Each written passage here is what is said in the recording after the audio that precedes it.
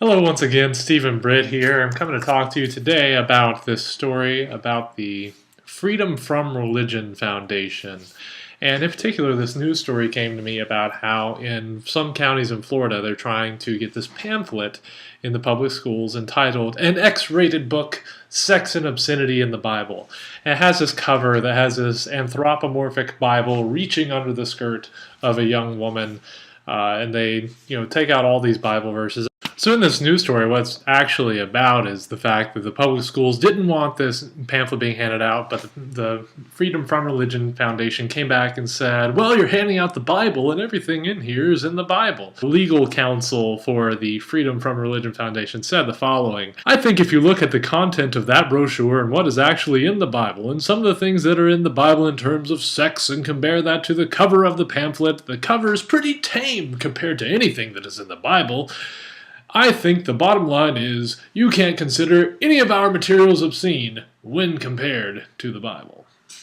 And so the Freedom from Religion Foundation took this issue to court, and they said if you're going to hand out Bibles in your public schools, then you have to hand out, or we have to be able to hand out our material as well, because everything's in it, or things found in the Bible. And so they were successful in this approach. What happened was the schools essentially saw that they had a losing argument as far as court was concerned, and they said, well, okay, I guess we have to let this fly, which is itself sort of a testament to the fact that our system is not perfect. But that's a completely different discussion for a different day. These people are trying to take parts of the Bible that involve sex or nudity or some uncomfortable topic or imagery that people are afraid of because maybe they haven't read their Bibles very well. They don't know that stuff is in there, or they don't understand those passages, and it kind of bothers them under the surface.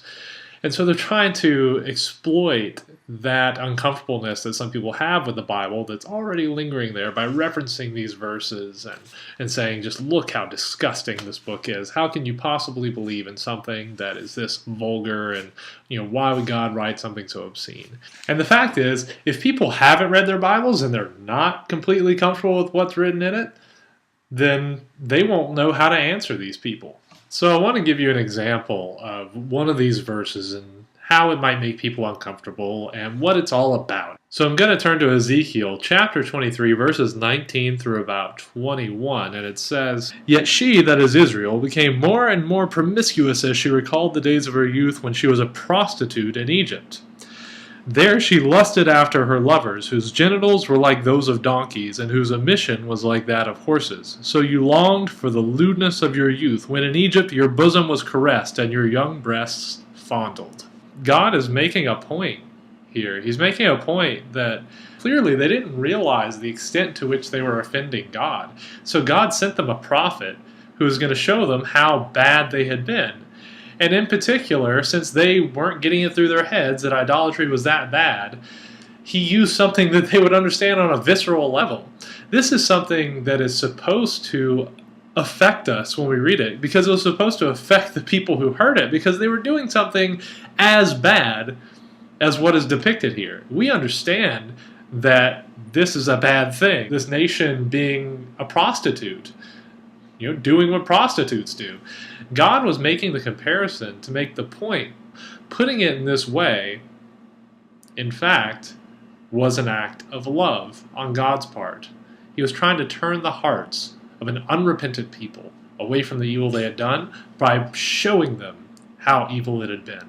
And that's really the root of a lot of these verses that people pick out in this way. And many of the other verses they pick out are simply history. People have done very bad things. People committed sexual assault on other people in the Bible, and God records that. He doesn't mince words. And once again, it's a matter of God's love for us. He's giving us the history of what happened. He's not showing us everything through rose-colored glasses by any means, but he's showing us how things happened, how it actually was, so that we can learn from the mistakes, so we can be prepared for reality. One last point I would like to make is the fact that I really doubt the sincerity of these people. I don't think that they legitimately think that the Bible is some big bad thing out there that we need to protect the children from, because you can turn on primetime television to any network and find things that are worse, so much worse. than anything you can find in the Bible. And if you want my honest opinion, I think these people are just trying to create this cumulative negative snowball around the Bible, just wrap it up in as much negativity as they can so that people won't pick it up. It'll be one more obstacle to somebody picking up their Bible and reading it because they will have heard such bad things about it. So the real key is that you have to know better than to fall into that or any other trap, because they use so many different traps. It's something that I see all the time. They will attack from any and every angle possible, anything they feel like they can get a wedge in. So that's why you have to read your Bible, try to understand it for yourself, have an answer for anyone who asks you about the hope that is in you, even if they're asking about something weird like why did God state things this way or that way, and try to set themselves as some moral authority up over God somehow. So anyway, that is my take for today. Please continue to send me all kinds of material through any of our many social media outlets available to us today in this modern age. Until next time, I'm Stephen Britt.